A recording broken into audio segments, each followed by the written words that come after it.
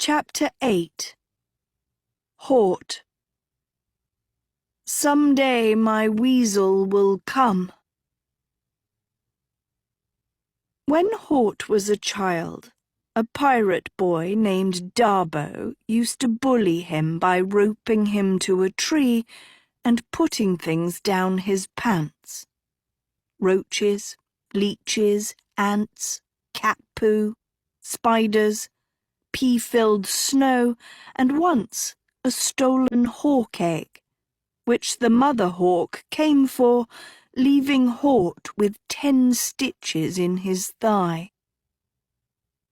But none of this compared to the sheer torture of having one of the snake's slimy, sticky eels worm down his shirt, probing every inch of skin. Hort stood stiffly in the corner of Sophie's bedroom, clad in a puffy, ill-fitting white tunic and matching harem pants that he had to double knot so they wouldn't fall down. He focused on the sounds of the bath running and Sophie's faint humming as the eel roamed over his chest. He tried not to scream. His release from the dungeons had come with a price. A skim stuck to him like a parasite, a sliver of the snake's body melded onto his own, spying on his every move. "Hey!" Hort snarled, snatching the skim as it slithered into his pants. The eel hissed and stabbed his thumb, drawing a drop of blood, before it hopped up Hort's flank and neck and curled around his ear. "Dirty little bugger," Hort murmured, sucking his thumb. He wanted to grab the little leech and smash it and grind it to a pulp, but he knew another skim would replace it. If he was lucky. More likely he'd be killed or thrown back in the dungeons. Morning sun frayed through the window, and Hort rubbed his eyes. He'd been freed from his cell last night by the snake who, upon hearing his brother had made a deal with Sophie to set Hort free, had taken it upon himself to do the freeing, for the sole purpose of tormenting Tedros into thinking it was the prince that Sophie had released. Then the snake had dragged Hort out of the dungeons, slapped him with the surveilling skim, and whisked him straight to a servant's quarters the size of a closet, where he'd been locked in the dark. At dawn, Hort had been jolted awake by guards, fitted in this billowing uniform like a discount genie, and brought to the Queen's chamber, sleepless and filthy, and told to wait for his new mistress to emerge from her bath. Why did Sophie pick me? He wondered now. She could have picked anyone. Tedros, Hester, she could have picked Dovey. She could have picked the Dean. Does she need me for something only I can do? Is she sacrificing me so the others can live? His blood pumped hotter. Or did she choose to save me first? The skim moved, and Hort remembered it was there. Only Sophie could make him forget about a monster on his ear. He blushed hotter and sniffed his armpits. Blech.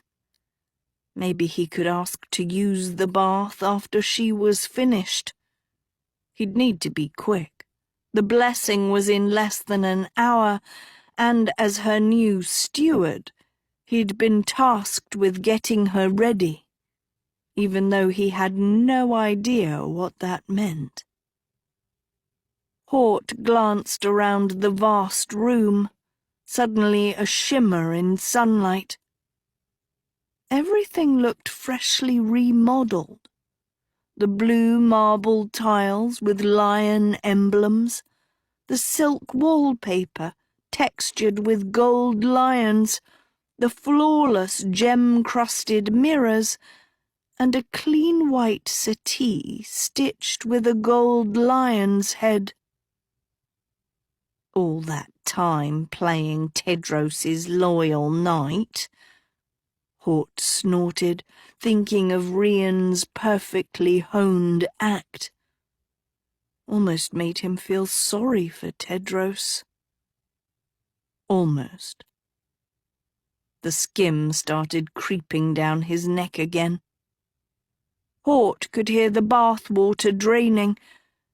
His thoughts turned to Sophie in the bath, and he bit down on the inside of his cheek. He had a girlfriend now, who was pretty and smart and fun, and when you have a girlfriend, you're not supposed to think about other girls, especially girls in bathtubs. And girls who you've obsessed about for 3 years. He tried to distract himself with details of the room, but found his eyes moving to Sophie's bed. The silky, rumpled sheets, the tin of hazelnuts on the night table, the cup of tea and vial of untouched honey, the red lipstick on the edge of the cup. The doors opened behind him, and 2 young maids in white uniforms that matched the colour of his own entered the Queen's chamber, lugging heaps of garment bags. Hort hustled to help and saw each bag was branded with Von Sarachin Fabrics as he hauled them into his arms and laid them over the settee. He turned to the maids, but they were already shuffling back through the doors, heads down and faces hidden by their bonnets. "Are those my dresses from Madame Clotilde? Thank goodness," Sophie said, sweeping out of the bathroom in a pink robe, a towel turbaned around her head, as she barely gave Hort a glance. "Madame Clotilde von Sarachin is the Empress of fashion in the woods. All the best princesses are wearing her clothes. Madame Clotilde even designed Evelyn Sader's gown. You know, the one made out of those spying blue butterflies. Nearly killed us all our second year, but c'est magnifique, wasn't it? Last night I wrote Madame in a panic, begging her to send me something to wear for the blessing, and given my new position, she naturally obliged. She warned it would be prohibitively expensive, but I told her Rian would pay, whatever the cost. He and his brother have lost all right to clothe me after last night, not just because the dress they gave me was gruesome, though I certainly made it more chic, but because it gave me hives, Hort. As soon as I got back to my room, it started burning my skin like it was made of fire ants. You know how allergic I am to cheap fabric. In any case, I got the dress off before it did any real damage and smoked it to a crisp." She watched the last shreds of it smoulder in the fireplace. "No, no, no. I won't wear anything of their mother's ever again. They needn't even bring up the idea. Is that clear? Hort?" She glared at Hort for the first time. Hort blinked. Only now he saw that Sophie wasn't glaring at him, but at the skim on his neck, as if her entire monologue had been delivered for its benefit. She fluttered over to the settee. Now, let's find something appropriate for church. Hort stepped in her path. Sophie, what am I doing here? Sophie locked eyes with him. First of all, it's Mistress Sophie, since you are my steward now. Second, I don't know what you are doing other than idling about in poor-fitting pyjamas and smelling like a gorilla. But what you are supposed to be doing is helping me prepare for my first wedding event. Look, no one's here. Get this thing off me, Hort demanded, pointing at his skim. Help me open boxes. I'm going to be late, Sophie puffed. I don't care. Sophie, you need to... Sophie shot a pink spark past Hort's ear with her lit finger, and the skim on his neck swivelled towards the door just long enough for Sophie to mouth at Hort, "It can hear." Hort swallowed. How about this? Sophie said brightly, holding up a brilliant blue sari stitched with peacock feathers. It'll make the blessing feel more worldly. 8 gold skims tore through it like arrows, ripping it to shreds. Sophie and Hort spun to see Japheth enter in the gold and blue suit he'd worn at Rian's coronation, before the 8 gold skims circled back and fused into his suit. Rian's twin had a black eye, gashes in his forehead and cheeks, and there were several rips in his shirt, bloody skin exposed underneath. That is what you will be wearing to the blessing, he said to Sophie. Sophie followed his eyes to the fireplace, where a prim, ruffled white frock lay over the cold coals. Sophie recoiled in shock. That is what you will wear every day, said Japheth. That is your uniform. And if you choose to desecrate my mother's dress again, I will desecrate you in precisely the same manner. Sophie's eyes were still on the dress. But I burnt it to ashes right there. There was nothing left. How can it be back? Meanwhile, Hort was gawking at Japheth, who looked like he'd been mauled by a tiger. Japheth returned a glare and morphed into his black snakesuit, the skin-tight skims revealing even more clearly the bloody rips in his armour. Protests to support Tedros, he explained. Put up a fight, those dogs. Could have used the king's help, but he was too busy making deals to let prisoners free. He wiped blood from his lip. Didn't matter in the end. There was nothing left of him. He peered down at his own battered body, then turned to Sophie, who was still gazing at the fireplace. Japheth's eyes sparked ominously. Like it never happened, he said. He made a sharp move for the princess.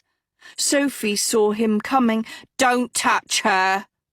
Hort yelled, streaking for the snake.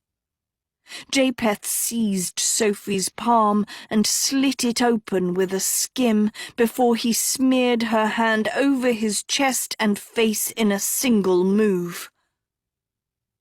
Hort froze, shell-shocked. The snake quivered. He tilted his head back in pain, his jaw flexing as Sophie's blood spread over his wounds and magically healed him. His face and body restored. Hort swallowed a shriek. "Now then, how about a tea?" the snake said, smiling at Sophie. "I'm making some for my brother. We're particular about our tea." Sophie stared at him. "It'll settle your nerves," said Japheth, reverting to his gold and blue suit, shiny and clean. His grin widened. "First wedding event and all."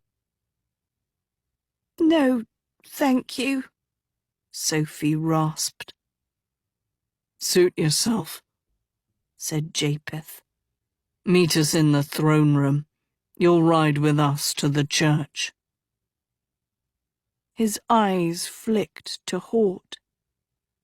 "You too, steward." Japheth strode out of the room, and as he did, the last skim floated off his suit, dangled high in the air, and harpooned through Madame Clotilde's garment bags, up and down, right and left, zigging and zagging, until they were shot through with holes. The skim moseyed after its master, the door closing softly behind it. Silence filled the Queen's chamber. The eel on Hort's neck zipped over to the settee and found a garment bag that had slipped between cushions, and stabbed it repeatedly, gurgling and grunting to itself. Slowly, Hort turned to Sophie, who stood in the centre of the room, her palm cut open, dripping blood onto her bathrobe. He noticed a shallower cut on the same hand, next to the open gash. Japheth had done this to her before. Hort's stomach curled. What the hell? How could her blood heal him? What did I just see? Sophie looked at him, lost and scared. If she'd had a plan in getting him out, she'd lost faith in it. "Help," her eyes said. Only Hort had no way to help. Not until she told him why she'd picked him over everyone else. Not until she'd told him what was going on. Hort waited until the skim was well distracted, continuing to tear up Sophie's new clothes. Carefully, Hort raised his lit finger and wrote in tiny smoke letters that dissipated as they formed, "Why am I here?" Sophie glanced over at the eel, stabbing and gurgling. Then she wrote Hort back, "I trust you." At first he didn't understand, but then he did. Sophie had waited her whole life for love. Someday my prince will come, she'd wished. She'd kissed a lot of frogs. Some had tried to marry her. Some had tried to kill her. But no one loved her. Not in the right way. Except him. And Sophie knew it. She knew Hort loved her. That he would always love her, no matter what terrible things she'd done to him. No matter how many awful boys she'd snogged, no matter whether he had a beautiful, awesome girlfriend or not. She knew that even with his heart pledged to Nicola, Hort would help her. That if she could just get him out of jail, he'd never let anything happen to her. And now, here he was, sprung from the dungeons to join her in taking on a creep king and his blood-sucking liege. That's why Sophie picked him. To be her second, to be her liege in this fight. Hort's muscles twitched. No Agatha to show him up this time. No Tedros to humiliate him. No one but him. Hort's fists sealed like rocks. This was his chance to be a hero. His one and only chance. And he intended to take it. As he accompanied Sophie through the Blue Tower Hall, Hort slipped his hand in his pocket and felt the sticky nuts clumped together. He'd stolen them while Sophie was changing in the bathroom, 2 hazelnuts, which he'd smothered in honey and hidden in his big genie pants while his skim finished massacring Madame Clotilde's creations. He'd used a pebble coated in tree sap when he'd taken his revenge on Darbo, the pirate bully, but today hazelnuts and honey would have to do. If all went according to plan, Rian would be dead before the blessing. He glanced over at Sophie, but she wasn't looking at him.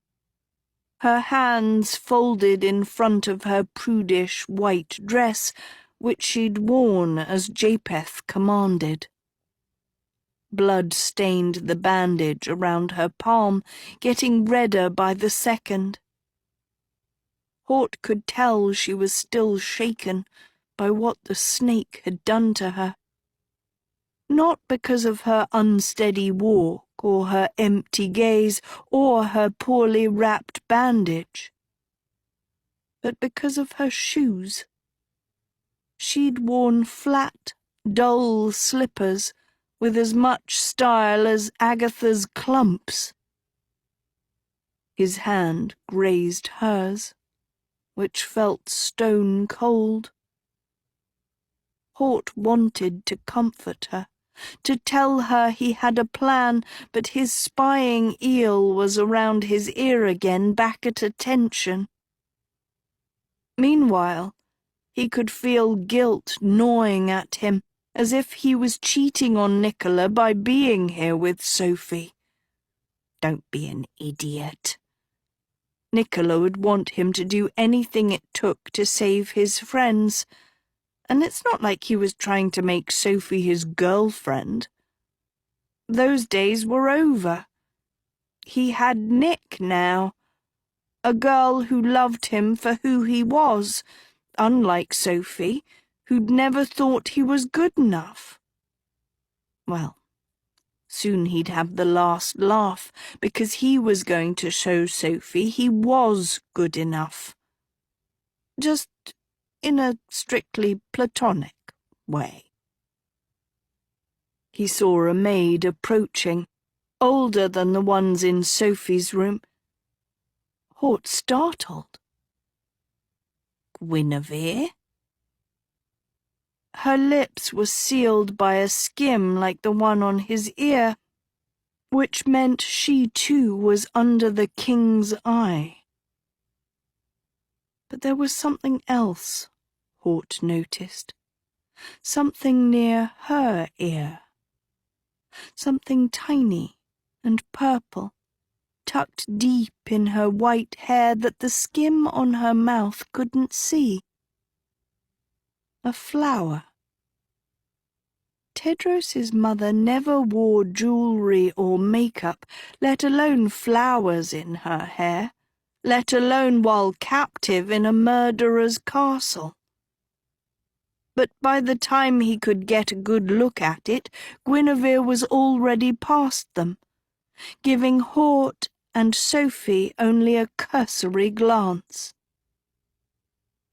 Hort refocused, hewing to Sophie's side as they neared the staircase at the end of the hall. Now wasn't the time to worry about Tedros's mother or what she was up to. Rian's waiting, he thought, nuts rubbing in his pocket. You'll only get one chance. But as they neared the top of the staircase, Sophie paused over the banister. Hort followed her eyes to the ground floor. Rian sat on King Arthur's throne, clutching a mug as he perused a large box of green marbles, holding up each one and peering into it like a spyglass. From overhead, Hort could see the copper gleam of his close-cut hair and a jagged scar across the top of his skull. Steam curled off Rian's tea and rose over Arthur's gold throne, Camelot's crest carved into the back, and lion claws at the end of its arms. The throne occupied an elevated stage, leading down short steps to the rest of the throne room. Behind the king, blue sky framed him like a canvas through floor-to-ceiling glass, beyond which Hort could see a gold message in the sky from Rian's phony pen about a boy named Haristo who wanted to be Rian's knight. At the king's feet lay a colossal rug, stretching down the steps, the fabric stitched like a painted tapestry, depicting the scene of Rian's coronation, Hort realized, leaning over the rail. In rococo hues of blue and gold, Rian triumphantly pulled Excalibur from the stone, while Tedros, sewn with a gnarled body and ogre's face, was forced to his knees by guards. In the foreground, the people of Camelot cheered. Sophie was in the scene too, hands clasped, a loving smile on her face as she watched her new husband-to-be. The scene looked so perfectly rendered, so real, that Hort had to remind himself that it hadn't happened that way at all. He glanced at Sophie, who was staring listlessly at the rug, as if the lie might as well be the truth. Hort scanned the room for Rian's twin. The snake was nowhere to be seen. But Rian wasn't alone. Those three strange sisters that Hort had seen released from jail lurked at the base of the steps beneath the stage, cloaked in shadow. 2 pirate guards in helmets and full armour stood on either side of them. The sisters seemed tense, their bare feet twitching as they watched Rian gaze into each green marble in the box. "These are the RSVPs to the wedding," he said. "Many rulers sent messages, showing me how excited their kingdoms are about their new king and queen." With a lit finger, he floated a handful of green marbles into the air, which cast smoky green projections of scenes from around the woods. Magic carpets departing in Shazabah from a station labelled Wedding Tours, with mile-long lines of passengers waiting their turn. A beachside congregation in Uti, where thousands gathered to watch Lion's Mane's new tail glow against the northern lights. A fierce competition in Maidenvale to see who would represent the kingdom in the circus of talents. Young Haristo's beaming classmates in Malabar Hills holding a sign, "Friends of Haristo, Future Knight." "Every kingdom in the endless woods accepted the invitation," said Rian. "Every single one." Then he held up a red marble from the box. "Except this one." His eyes lowered to the 3 hags. "And its leader was kind enough to send a message too." A projection leapt out of the ball in Rian's hand, with a greasy, bearded man glaring daggers at the king.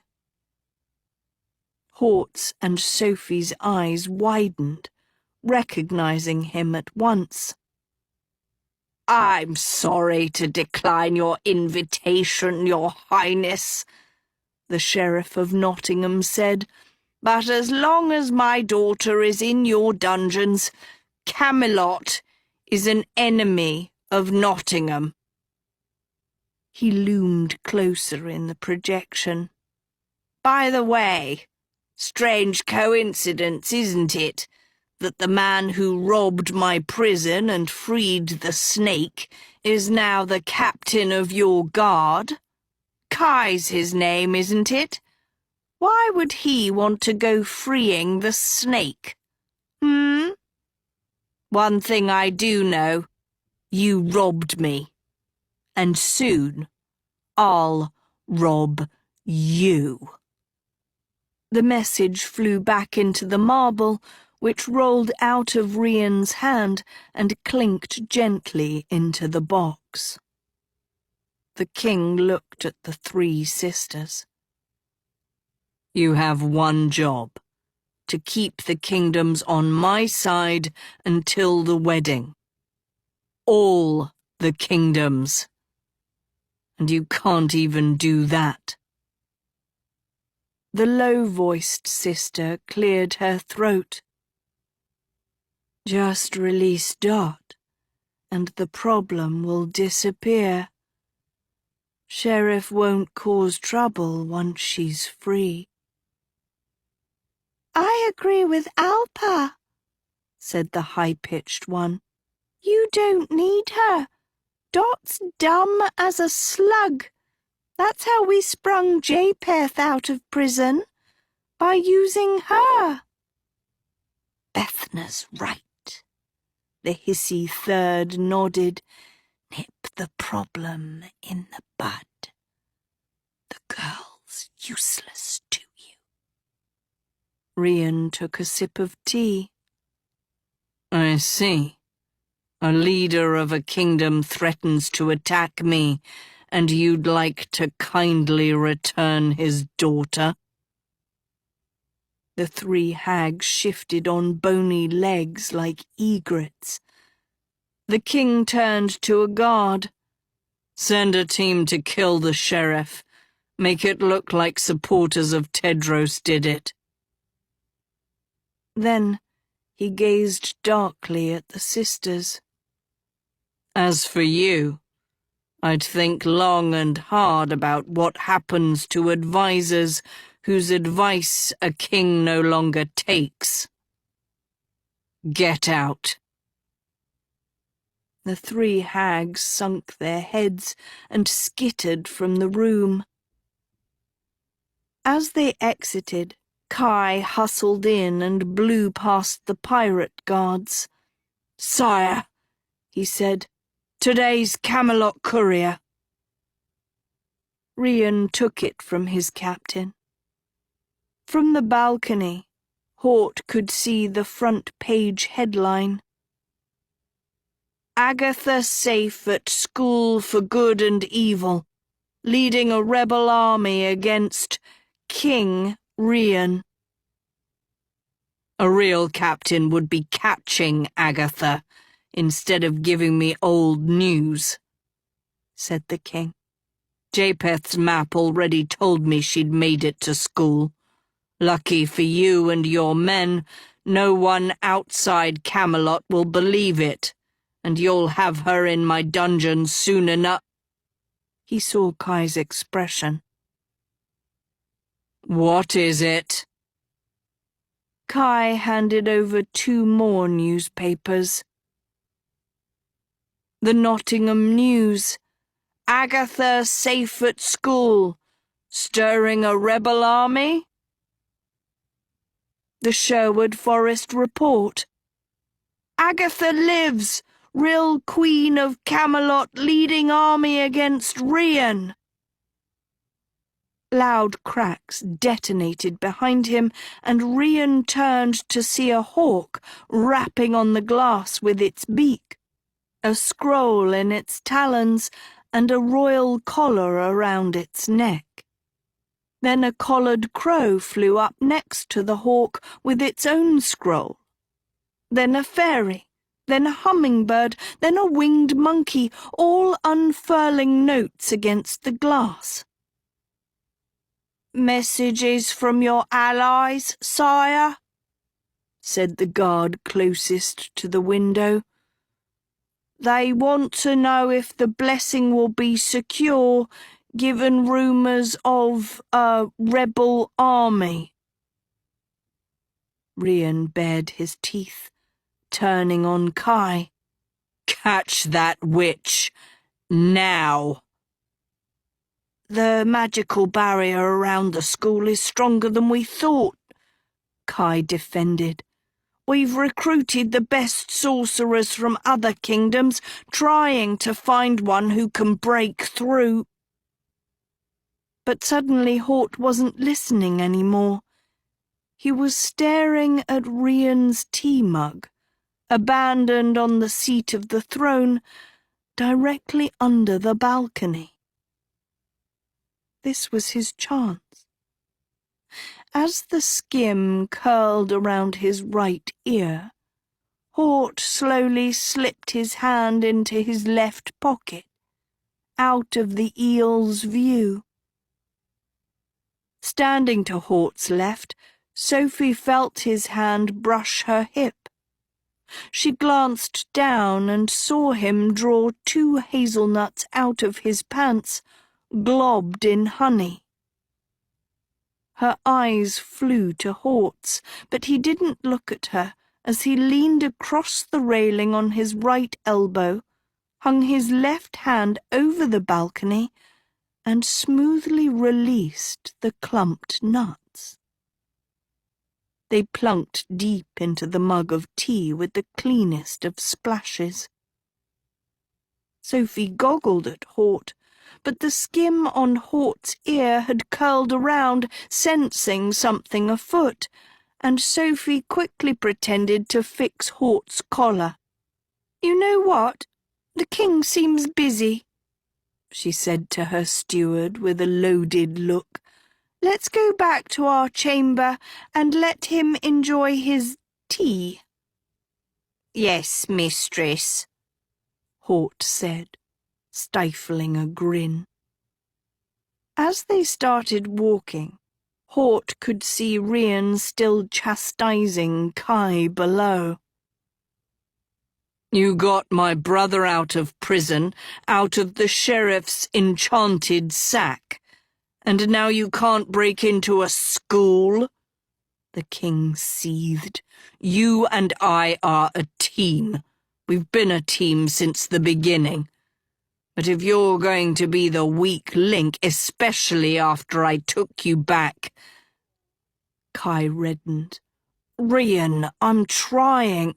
The king lifted a finger, and Lion's Mane flew out of his pocket and lined up in front of Kai's brown eye, the pen's razor tip caressing his pupil like a target. Try harder, Captain, said the king, needling the pen even closer. Kai's voice came out strangled. Yes, sire. Guards, Rian called, summoning Lion's Mane back into hand. Bring me Sophie. Spooked, Sophie sped her pace down the hall, but Hort's eel bolted off him and over the balcony, letting out a piercing shriek. Rian's eyes flicked to the second floor, where the black skim had blocked Sophie's path, pointing at the princess's head like an arrow. A short while later, Sophie paced on the throne stage, gazing at her work, glowing hot pink in mid-air. A pirate stood on stage, hand on his sword, his dark helmeted eyes moving warily between Hort and Sophie. Sophie tapped her glowing pink fingertip to her lips, rereading her words. Agatha has been caught. Another traitor of Camelot brought down by the lion. Do not believe other reports. Not quite right, Sophie murmured. Hort studied her from one side of the stage steps, while Rian watched her from the other. Sophie turned to Rian. Are you sure this is wise? You said Lion's Mane is supposed to rival the Storian, to inspire and give hope, not be the king's mouthpiece. I choose the stories, you write them, said Rian curtly. Plus, the Storian reports facts, Sophie argued. So far, Lion's Mane stories have been true, distorted as they are, but this is a lie that can be found out. When your dear friend Agatha is being tortured in our dungeons, we can finish this conversation, said the king. Sophie stiffened and went back to work. Hort, meanwhile, had fantasies of bashing Rian's head like a ripe pumpkin. Comparatively, Sophie was handling the situation quite well, he thought. He knew how much she cared about Agatha. Touting her own friend's demise couldn't be easy. He glanced furtively at the mug of tea on Rian's throne, growing cold. He saw Sophie glance over at it too and meet his eyes for a half-second. Drat's your name, isn't it? Rian asked, sidling against Hort. Hort wanted to knee the sleazy, lying scum in the crown jewels, or at least tell him to back the hell up, but he controlled himself. It's Hort, Your Highness, and thank you for generously allowing me to serve in your castle. Said Rian. though you won't serve long if you keep smelling like a sewer. Do us all some good and learn to bathe. I'm not sure that's something they teach you in fairy tale school." Hort clenched his teeth. Rian knew full well why he stank. He just wanted to bully Hort, the way he'd bullied Tedros. It's why Rian was pressed hard against him, so Hort could feel his biceps bigger than his own. Hort himself had been jacked with muscle until he'd left on this quest, but he hadn't lifted weights in weeks, and he'd started to whittle back down to a weasel's frame. It hadn't bothered him much, since Nicola liked the old scrawny Hort she'd read about in books. But it bothered him now.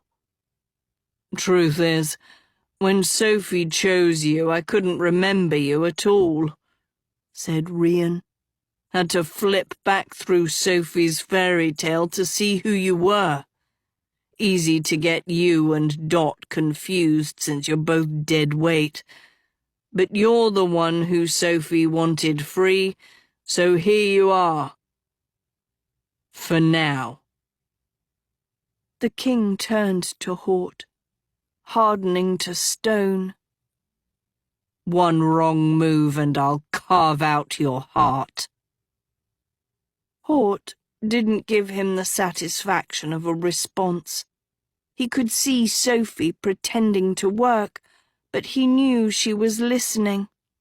The colour had returned to her cheeks, as if her spirit had revived, as if she was brewing a plan. Her eyes darted back to the tea on the king's throne. "Surprised she picked you," Rian baited Hort. "From what I read, you're the boy she never wanted." "Surprised you're still alive, Your Highness," said Hort. "Oh, is that why she picked you? Because you're going to kill me?" Rian attacked, eyes flashing. Hort looked at him quizzically. "No, Your Highness. I meant that Willem and Bogdan predicted you'd be dead by now, that you'd have an accident before the blessing. Saw it in their tarot cards down in the dungeons, and they're never wrong." "Don't be ridiculous, Hort," Sophie said, turning. "Those two couldn't predict a storm if they were in the middle of one." She peered at Hort intently, as if reading his mind before looking at the king. "Bogdan was my student and failed all of his classes, and Willem is an altar boy who I once caught having a passionate conversation with a peony bush. If those two are seers, then I'm the bearded lady of Hajira." She turned back to her work. "Oh, yes, I see what's missing," she revised with her pink glow. "Celebrate! Rogue Agatha has been caught. Yet another enemy of Camelot brought down by the lion. Scoff at all other reports. There is only one army, the lion's army, and it is made of you, the people of the woods. Live under the lion, and you will be safe forever." "There, ready to post," Sophie said, itching at her starchy white dress. "You know, the writing process is strangely fulfilling. Challenges every part of you." She picked Rian's mug of tea off the throne, handed it to the guard on stage, and sank down onto the golden seat. "Even if it's in the service of pure fiction." Hort tracked the mug in the guard's hands, waiting for Sophie to make her move. But instead, She reclined against the throne, looking increasingly at ease as Rian inspected her work. Lion's mane floated out of the king's pocket, the gold pen hovering next to him, waiting for him to approve Sophie's message. Rian kept rereading it. "If you think you can do better, you're welcome to try," Sophie mused. "Just seeing if you've hidden anything inside of it," the king growled. "You know, like a message to your friend and her rebel army." "Yes, that's me, the Sultaness of Subterfuge," Sophie wisped, slipping unbreakable codes into a king's propaganda. Rian ignored her, still studying her words. To Hort's alarm, the king had forgotten about his tea entirely. With Rian's back turned, Hort kept glaring at Sophie, who seemed to have forgotten about the tea too, as she sat there, smiling like a Cheshire cat. What was she doing? Why did she look so smug? She needed to get him to drink the tea. Hort's heart hammered. Should he offer Rian the tea himself? How suspicious would that look? Sweat trickled down his cheek. He needed to settle down or his skin would sense something. That's when Sophie rose and calmly took the mug back from the guard. "Your tea is getting cold and I can't stand the smell," she said, walking it down to the king. "What did you make it with? Burnt leather and cow dung?" Barely looking at her, Rian swiped it and magically reheated the mug with his gold finger glow, his eyes still vetting Sophie's message. "We're going to be late," Sophie said, firing a spell at the message, gilding it in gold before she magically shot it through the window and into the sky, where it branded against the brilliant blue. "People will think I'm having cold feet." Rian frowned, still focused on the message. "Where's Japheth?" "Licking his scales?" Sophie mused. Rian turned to the guard. "Fetch my brother so we can ride with him." He took a last big swig of his tea. Hort held his breath. He saw the clumped hazelnut slide to the surface and straight into the king's throat. Rian choked instantly. He dropped the teacup, which shattered and splashed as he grabbed his throat with a wheezing spasm.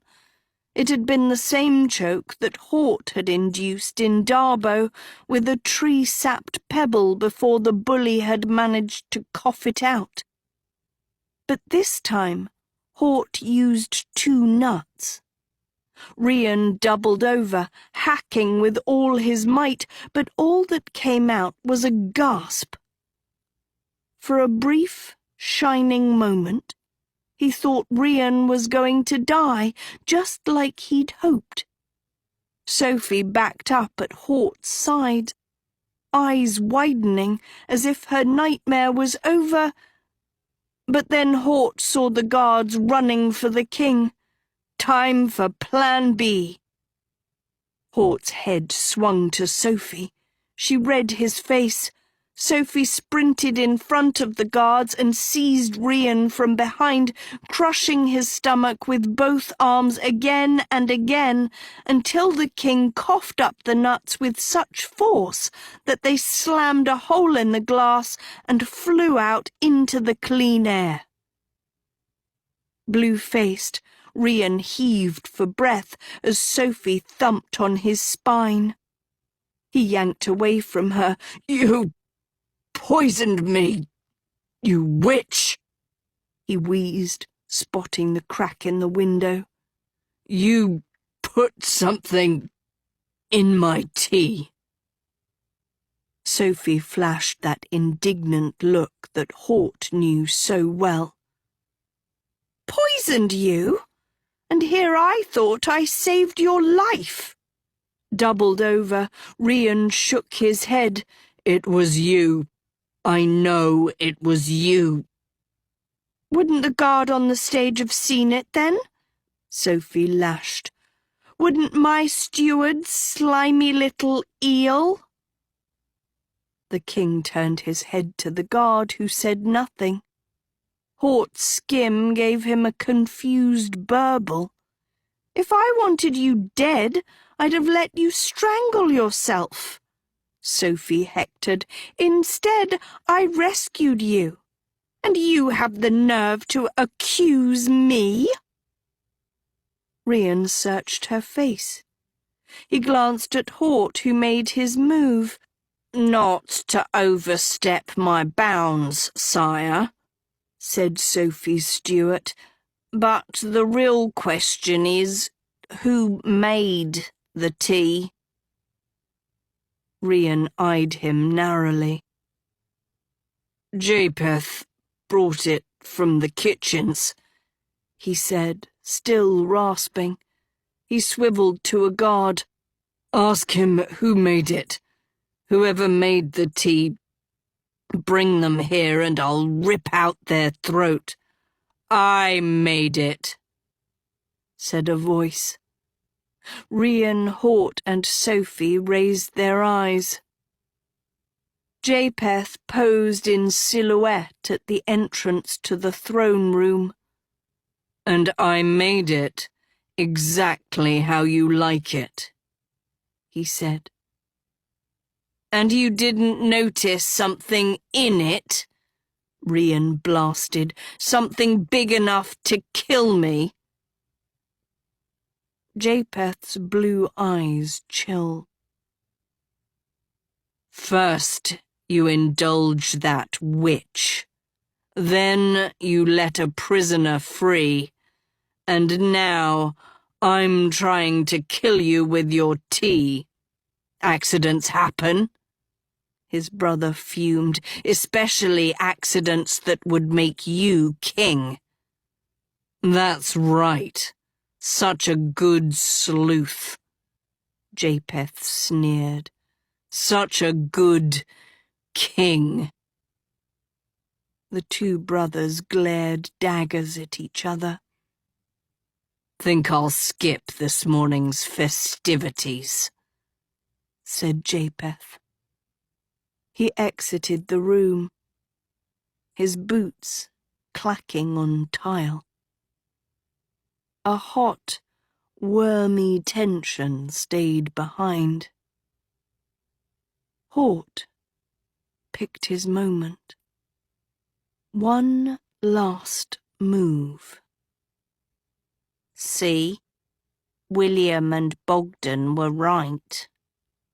Hort whispered to Sophie, but loud enough for Rian to hear. They said the king would die before the blessing. Don't be an imp, Sophie scoffed, catching his drift. First of all, the king didn't die. Second, it was a silly accident. And third, just because Willem and Bogdan have had a few lucky guesses doesn't mean they're harbingers of doom. Now go fetch the carriage. I'll bring Rian. Wait, said the king. Hort and Sophie turned in perfect sync. Rian straightened, his shadow casting over them. Guards, bring Willem and Bogdan from the dungeons, he ordered. They'll ride with us too. Sophie clasped her chest. Willem and Bogdan? Are you sure? Rian didn't answer, already stalking out of the hall. Sophie hurried behind him, snapping at her steward to follow. And as she did, her eyes met Hort's for a sliver of a moment.